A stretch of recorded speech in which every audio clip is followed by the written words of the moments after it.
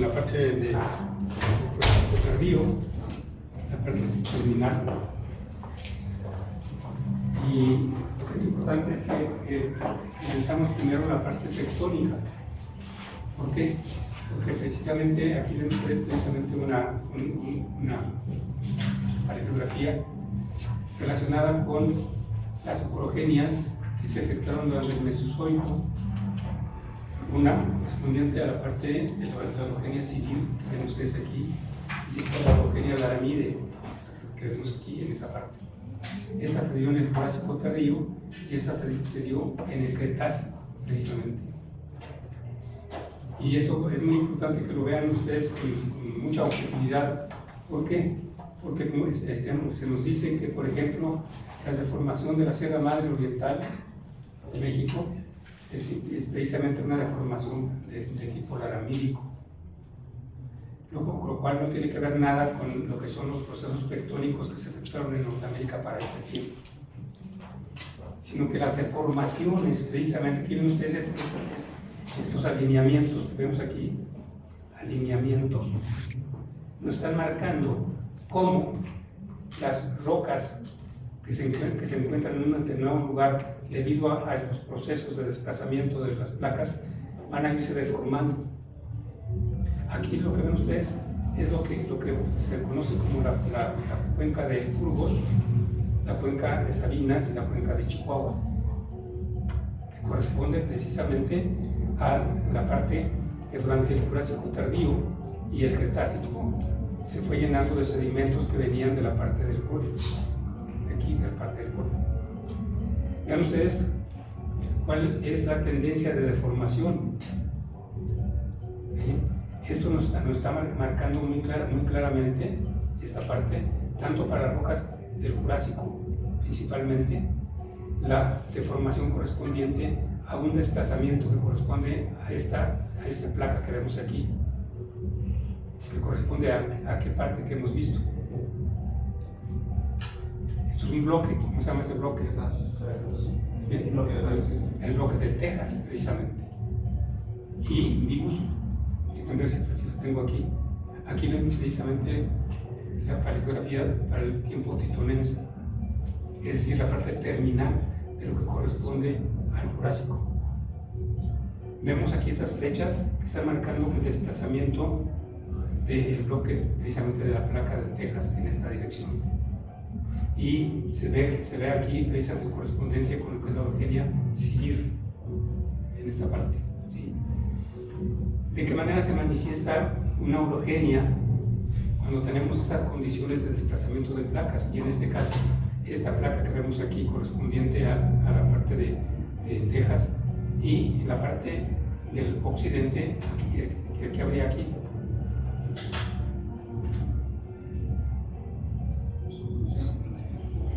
Subducción. ¿Quién habló? ¿Qué? Subducción. Subducción, muy bien. Tendría que haber una subducción, porque ya dijimos que las placas no se mueven mientras no tengan acceso a espacio para hacerlo. Si nosotros estamos viendo la existencia de este desplazamiento, lo estamos refiriendo precisamente a que esta placa se está desplazando, pero para que pudiera desplazarse, ¿qué tuvo que haber sucedido? Que hubiera un espacio acá para poderse desplazar, porque si no, ¿qué sucede si no se puede desplazar? Tiene que formar una montaña, ¿de acuerdo? Pero si existen rocas sedimentarias en estas partes occidentales de México y también de Texas y de Estados Unidos, en esa zona, entonces estas placas que vemos aquí son rocas intrusivas. Y estas rocas intrusivas se forman en qué condiciones, tanto de choque de continentes como en zonas de subducción.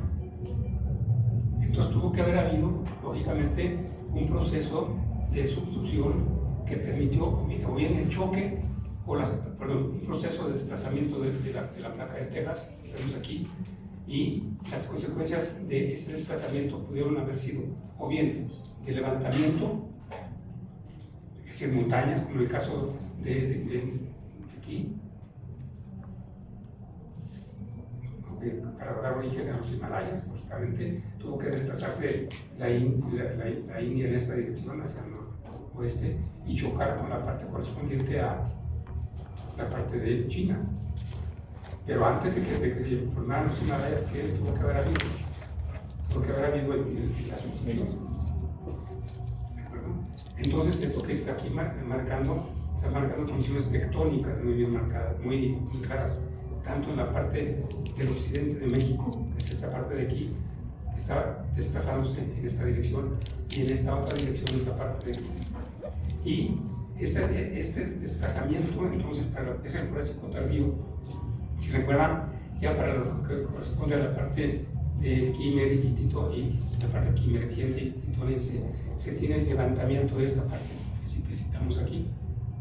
¿Y de qué manera se manifestó este levantamiento occidental? Con las quinasias. ¿Quién habló? Con las quinasias que estaban a más de 2000 metros de altura. La evidencia de esta parte es precisamente el hecho de que se cierra lo que es el geógrafo de México. Originalmente, durante el Jurásico medio, si recuerdan, comienza el proceso de llegada del mar Atlántico en esta parte de aquí, con aguas además anóxicas que fueron avanzando durante la parte terminal del Jurásico medio y la parte inicial del Jurásico tardío. Vemos aquí este avance en esta dirección. Pero en ese tiempo, el Jurásico medio pudo llegar hasta aquí, y no únicamente hasta aquí, sino que pasó hasta acá. ¿Por qué? Porque esta parte de aquí no estaba afectada todavía por el movimiento en ese sentido. Este sí, pero este no. Como consecuencia, entonces, ya en la parte del Jurásico tardío, entonces, este proceso de desplazamiento que está marcado por esta parte de aquí, este borde que está aquí era este que está aquí, entonces aquí hubo un desplazamiento. Y si ese desplazamiento existió, tuvo que haber permitido el desplazamiento en esa dirección. Y si esto sucedió, tuvo que haber habido entonces un levantamiento en esta zona, que está marcado por esos cuerpos intrusivos que tenemos en la parte de México y en la parte de California, en Estados Unidos. ¿Está claro? Pero al levantarse esta parte de aquí, que sucede desde el punto de vista sedimentario,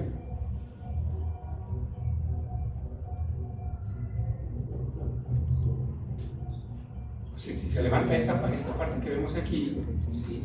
Entonces ya el mar el mar Atlántico ya se tuvo que llegar hasta aquí y ya avanzó únicamente a lo largo de lo que acabamos de hablar hace un momento, de la placa ¿de qué? ¿De qué? Esa que es aquí, de Sabinas y de Chihuahua, de Burgos, Sabinas y Chihuahua. Aquí está precisamente este avance. Siguió avanzando hacia la parte del sur, pero ya no avanzó a llegar hacia la parte correspondiente al mar. Es decir, se suspende la conexión en esta dirección. ¿Y qué sucede entonces con el Golfo de México? ¿Se convierte en qué?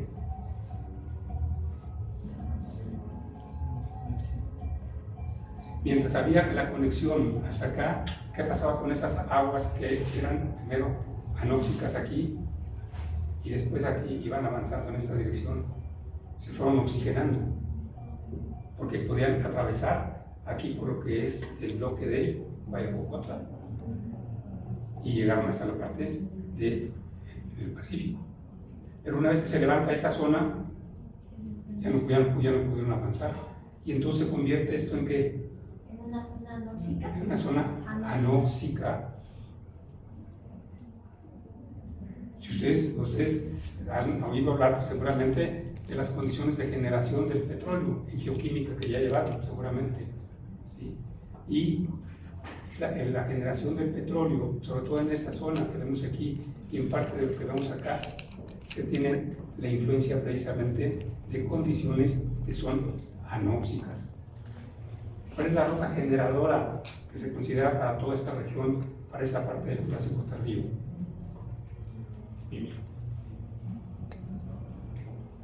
¿Cuál es? A ver, la geoquímica, que llaman geoquímica del petróleo.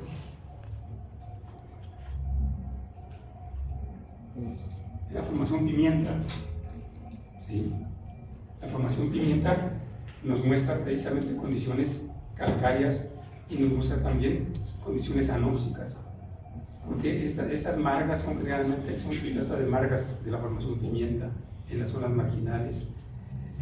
Presentan además evidencias muy claras de lo que fue la conservación de la materia orgánica, pero no en condiciones oxigenadas, sino anóxicas también. Y esto dio origen entonces a una zona extensa de la formación pimienta que corresponde a la roca madre de los yacimientos que se tienen principalmente en rocas del Jurásico. Pero la roca generadora es la formación pimienta del Jurásico. Y ese es el origen de ese proceso. Entonces, durante un tiempo, final al Jurásico y hasta lo que es el Cretácico temprano, estas condiciones entonces se convierten en un ambiente cerrado. Es decir, este mar ya no puede entrar aquí. ¿Hasta cuándo se libera todo esto? Hasta que la separación de América del Sur se separa, mejor dicho, la América del Sur del bloque de Tlaxiaco. Porque entonces este mar que está aquí ya no tiene que luchar para entrar al Golfo de México, sino que entonces va a encontrar este camino libre. Y esto libera por completo la parte de Norteamérica, de la parte de Sudamérica. Pero una cosa muy importante también, cuando se lleva a cabo esta separación, también se lleva a cabo la separación de América, de Sudamérica, de África, que estaba acá, en esa parte. Y entonces el mar Atlántico va a pasar por aquí y también hacia la parte del sur. Se genera por primera vez el Océano Atlántico del Sur. ¿De acuerdo? Entonces todo esto es uno de los datos más importantes que ustedes deben de ir razonando en lo que es la relación entre lo que es la tectónica, los elementos que nos determinan datos tectónicos, los datos sedimentarios que son producto de la tectónica precisamente, ¿sí? Y lo que son los procesos de transformación de todas estas nuevas localidades. Esto es lo que vamos a ver precisamente para la parte del Cretácico. ¿De acuerdo? Entonces, esto que vemos aquí en la parte del bloque de México, en esta parte, y en la parte correspondiente a la zona del bloque de Texas, es lo que está aquí marcado. ¿Por qué? ¿Qué marcan esos puntos rojos que vemos aquí? Batolitos. ¿Cómo? ¿Batolitos? Son batolitos, exactamente. ¿Sí? Y si son batolitos, ¿qué nos están indicando? Subducción. Subducción, ¿qué más?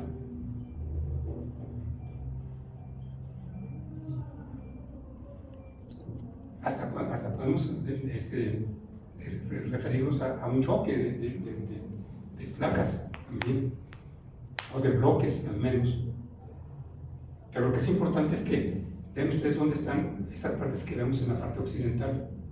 Y ven ustedes la relación que tiene con este desplazamiento que está marcado por esos alineamientos, que son evidencias tectónicas de este desplazamiento que vemos aquí, en esta parte.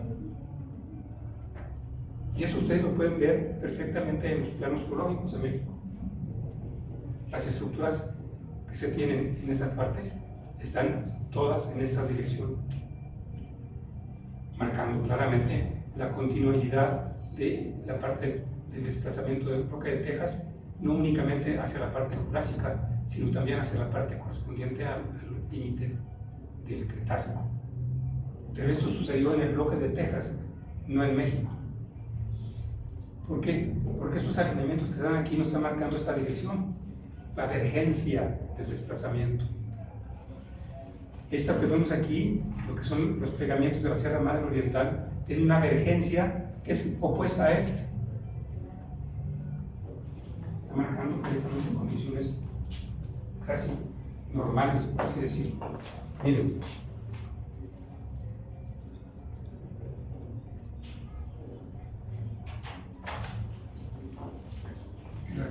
La Sierra Madre Oriental. Y además el tiempo no es mesozoico. Para México, para los Estados Unidos sí, porque esta zona que está aquí se corresponde a todas las montañas originadas durante la orogenia precisamente laramídica. ¿Por qué? Porque Laramí está aquí, ahí está la ciudad de Lara, en lo que es el inicio de lo que son las montañas laramídicas. Pero aquí en México nos da generalmente mucha flojera pensar cuando tenemos evidencias de este tipo.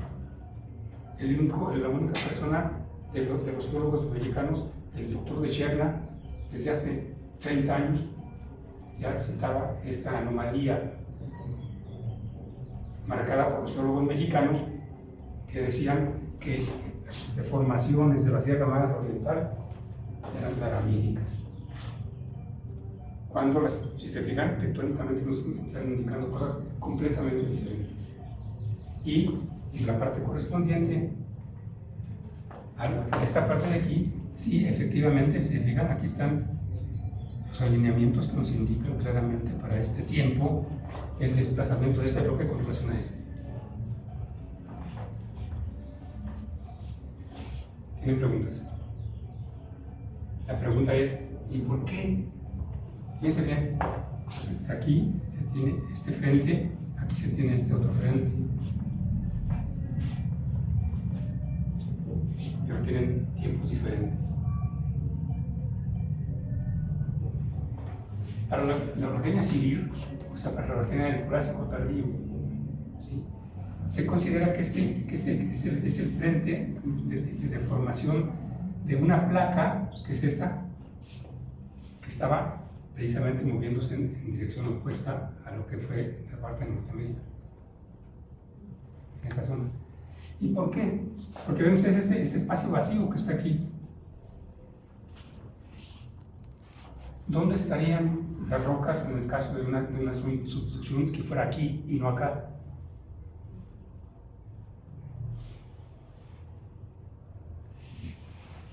Recientemente se considera que aquí existió precisamente una placa continental, precisamente, que se desplazaba en esta dirección.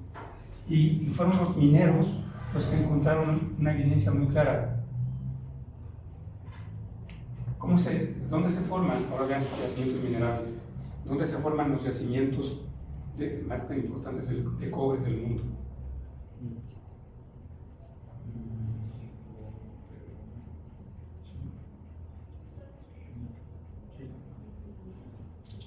¿Cuáles son los países al menos productores de cobre del mundo? Chile, México, Perú. ¿Bien? México. México produce. ¿Dónde produce? Todo el departamento. Zacatecas. Pues aquí en la parte de Cananea. Es México, en la parte de Sonora. ¿Sí? El primer productor de cobre del mundo. ¿Cuál es? Chile. Es Chile. ¿Y dónde se llevan a cabo eso? Perdón, ¿cuál es el origen de esos yacimientos de Chile? ¿En dónde están? Esos yacimientos están aquí, miren. Toda esa parte. O sea, son los Andes. ¿Y los Andes son producto de qué? De una subducción. ¿Cómo? De una subducción. De una subducción que se da cuando se inicia.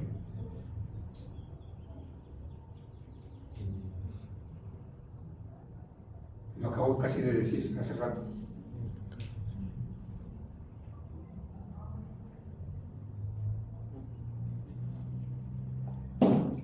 Esa subducción se origina cuando se empieza, desde que se empieza a separar América del Sur de África. ¿De acuerdo? No existía, el Océano Atlántico del Sur no existía. Por eso es que el mar tenía que pasar por fuerza, primero por México y después por lo que es ahora la parte del Caribe. Pero aquí, a partir de este proceso de separación, se tiene entonces la zona de subducción, que da origen a los yacimientos cupríferos.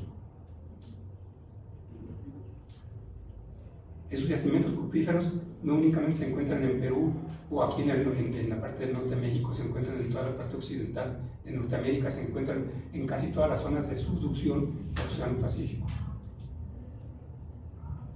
Entonces, esto es importante precisamente, por eso que aquí se considera que este era el límite para la parte del Jurásico y que este continente que está aquí, ¿sí?, era un bloque que se estaba desplazando en esta dirección. ¿Y por qué decíamos que esto fue descubierto por los mineros? Porque encontraron en algunos lugares de aquí yacimientos de cobre porfírico. Y dijeron, qué raro. Si todos los yacimientos del mundo, los más importantes al menos, incluyendo los de México, están relacionados con cobre porfírico. Y el cobre porfírico corresponde a ambientes de subducción. Entonces, está rarísimo. Y entonces, como se dieron cuenta, ¿y aquí qué pasó aquí? Si fuera esta la parte de subducción, tendría que haber una continuidad al menos de rojos hasta acá. Y no, aquí está precisamente.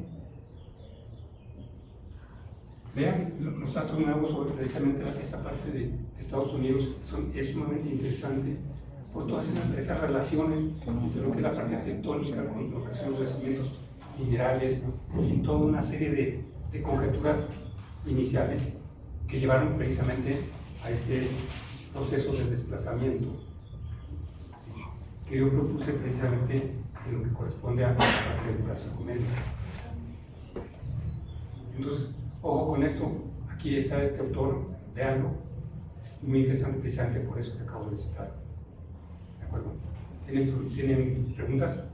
Pero lo más importante, esto, no continúen copiando, que intervenga su raciocinio en esas cosas. ¿Está claro? ¿Tienen preguntas? Bien, entonces, de acuerdo con esto, si vamos hacia la parte de lo que es el Cretácico temprano, o sea, el inicio del Cretácico, entonces tendríamos esta paleogeografía.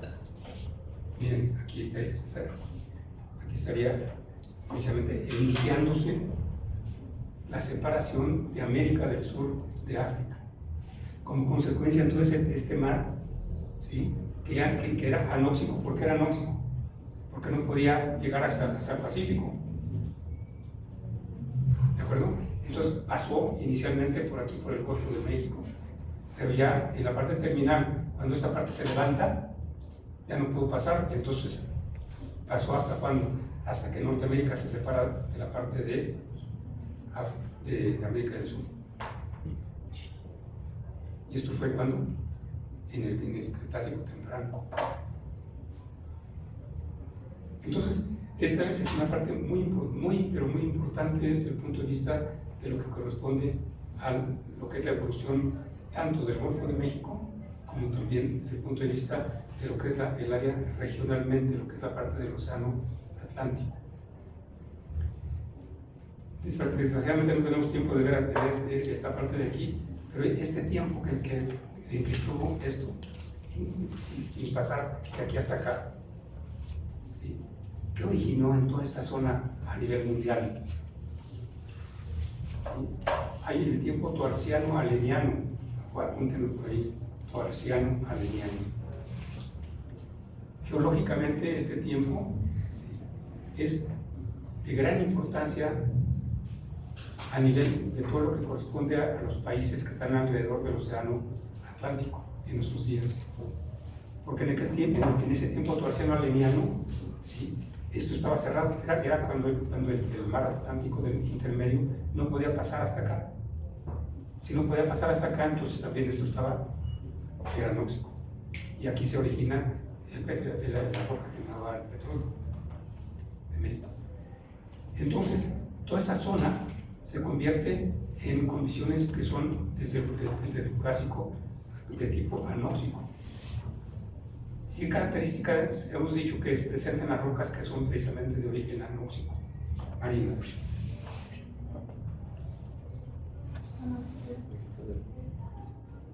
¿Quién habla? ¿Nadie?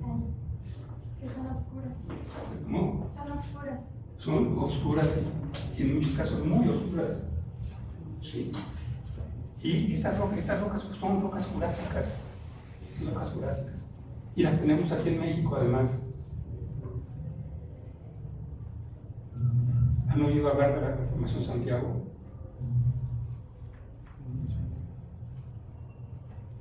Bueno, pues la Formación Santiago se encuentra precisamente aquí en lo que vimos que llamamos aquí la fosa de Guayacocotla. Y aquí se encuentra precisamente, ¿sí?, en la Formación de Santiago, que cuando ustedes la ven es negra, completamente negra. Es marina, además. Y esta roca entonces está relacionada además con el manganeso, con yacimientos de manganeso. Y esas características se encuentran a nivel mundial, aún en los Himalayas, fíjense bien, aquí, en esa parte. Aquí, a más de 3.500 metros de altitud. Y tienen amonites, que están donde, aquí en México, están aquí en la bahía precisamente de Guayacocotla. ¿Por qué? Porque precisamente recuerden que el mar de Tetis estaba aquí, precisamente. Y ese mar de Tetis estuvo alimentando a toda la parte correspondiente a la zona de contacto con lo que fue el inicio y evolución del Océano Atlántico inicialmente aquí. Y esto se convierte entonces en un ambiente, para lo que es el Triásico, un ambiente anóxico, que tiene amonites que se encuentran aquí también, de afinidad teticiana. Entonces, esta zona, ¿sí?, fue objeto de toda una serie de estudios. ¿Por qué? Porque se encontraron los estratígrafos, sobre todo, con unas edades toarciense, aleniense, en las que había existido precisamente una situación de tipo completamente anóxico, que es la que citamos nosotros aquí, se fijaron, porque corresponde a la zona de levantamiento del centro del Golfo.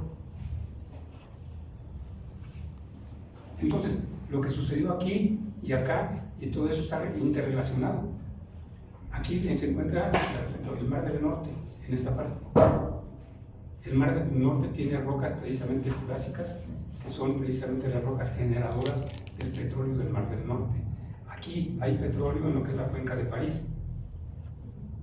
Y también se trata precisamente de rocas que corresponden a rocas generadoras correspondientes a esa vía de cambio. Y también en la parte central de Europa se encuentran toda una serie de consecuencias de esa extensión de este mar de Tetis que estaba aquí, en toda esa parte, y que inundó toda la parte central de Europa. Entonces, la consecuencia de este levantamiento aquí en México trajo consigo el cierre de esta parte de aquí. Y el cierre de esta parte de aquí cerró también la parte de acá, y hasta dónde llegó ese cierre, hasta los Himalayas, en donde las condiciones son también anóxicas, y en donde las condiciones son de la misma edad.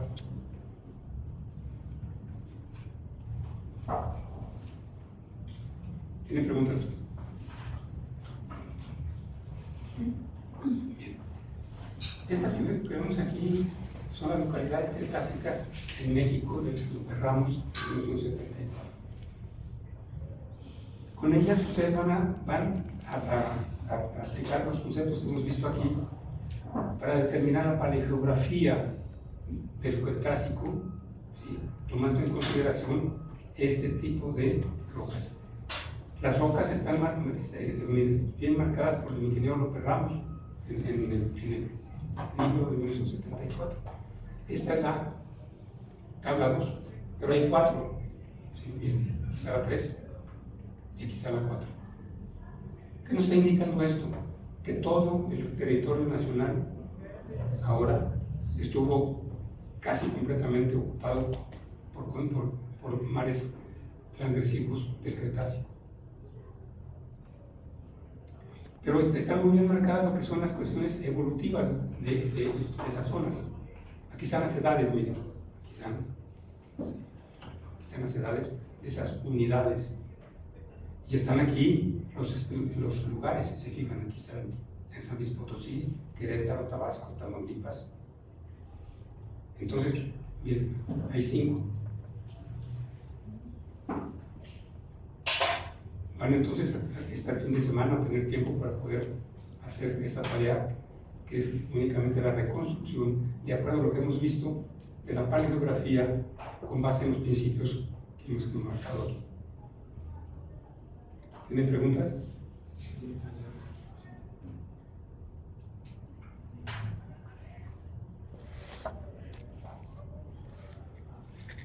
No hay preguntas. Utilicen entonces esto que vamos a ver ahorita, lo que son precisamente los datos de Schuster de 1955. Y lo ven, esto corresponde precisamente a la distribución de las rocas marinas para lo que fue el Cretácico temprano. Es decir, ¿qué es lo que estamos viendo aquí para el Cretácico temprano? Que el océano Atlántico, del Golfo de México, seguía hundiéndose. Y seguía entonces seguía avanzando hacia el norte, pero no únicamente avanzaba en lo que fue el bloque de Texas, sino que también avanzó sobre el continente mexicano. Esto para lo que es la parte de lo que sería el Cretácico temprano. Recuerden que el Cretácico temprano se divide en Neocomiano y Arteano, que son edades del Cretácico temprano y que están representadas precisamente aquí en lo que corresponde a los datos del ingeniero López Ramos, en esta parte. ¿Sí?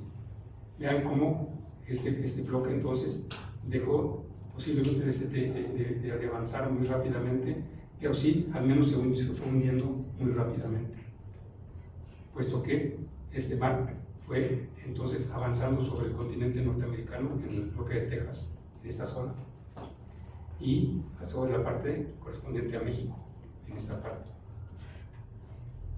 Vamos a ver cómo en el Cretácico final, ¿sí? este mar, el Golfo, se va a conectar con este mar que ven ustedes aquí, que ya en el Neocomiano ya iba avanzando del Ártico hacia el sur. Y eso está muy bien documentado por el ingeniero López Ramos, porque precisamente él siguió los pasos de unos estratígrafos de Estados Unidos y también de aquí de parte de Texas, en esta zona, y encuentra la conexión de los fósiles en el Cretácico aquí con los fósiles en el Cretácico acá, cuando se juntan los dos mares. Y esos mares, ese mar más bien, esos dos mares dan origen a uno solo, que es este que está aquí. ¿Sí? Y si ustedes recuerdan la geología histórica, recuerden las diferencias de lo que fueron las faunas del Cretácico, principalmente de lo que son los dinoflagelados en Norteamérica. Pero no hay dinoflagelados, los dinosaurios. Porque este mar dividió en dos partes Norteamérica. Y en esos ambientes se desarrollaron independientemente a partir de las mismas cepas, por así decirlo, del mismo origen, organismos como los triceratopos y todos esos organismos que fueron evolucionando independientemente aquí y acá. y cómo las condiciones de adaptación dan origen a cambios morfológicos muy impresionantes en el caso de esos animales gigantescos. Aquí se tiene para el Cretácico temprano, lo correspondiente al Ramos de 1979. Aquí está la distribución correspondiente a esas áreas. Aquí están las localidades que queden bien claras aquí, en esas zonas. ¿Sí? Y ya si le ponemos color, entonces nos damos cuenta que casi todo el país estuvo cubierto por rocas del Cretácico temprano, para 1978. Esto les puede servir para que utilicen los planos básicos donde van ustedes a colocar su paleografía. ¿De acuerdo? Como este. Aquí viene la síntesis que acabamos de ver ahorita, ¿sí? Basada en este plano del Cuyano temprano, ¿sí? Con unas cuantas localidades, si se fijan. Pero ustedes tienen 5 páginas para que puedan ir escogiendo lugares y ponerlos en cuanto a las edades correspondientes.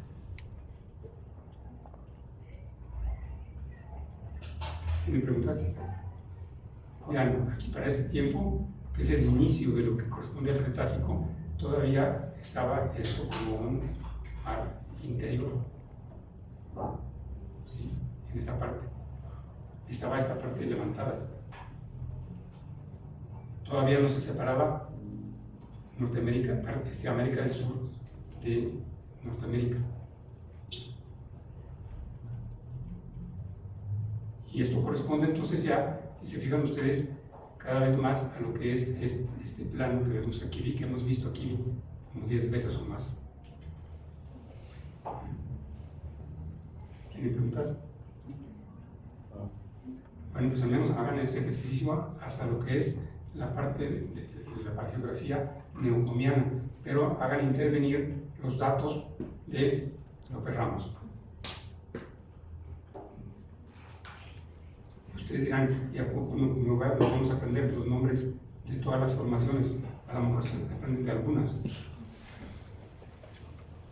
Pero sí es importante que hagan el ejercicio, porque ven ustedes aquí están muchas localidades.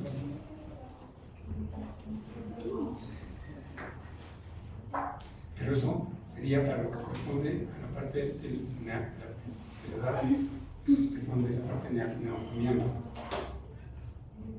Recuerden que es neocomiano y artiano la primera parte del Cretácico. ¿Tienen preguntas sobre lo que van a hacer? ¿Puede volver a darme una ¿Muy bien? ¿La tabla número 3? ¿La pregunta 3? Sí, por favor. Y la 2. Ahí está. La primera y la ¿Perdón? La primera que no puede.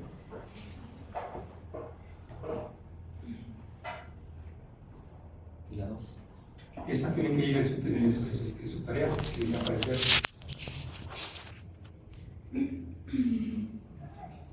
¿De acuerdo? ¿Tienen preguntas?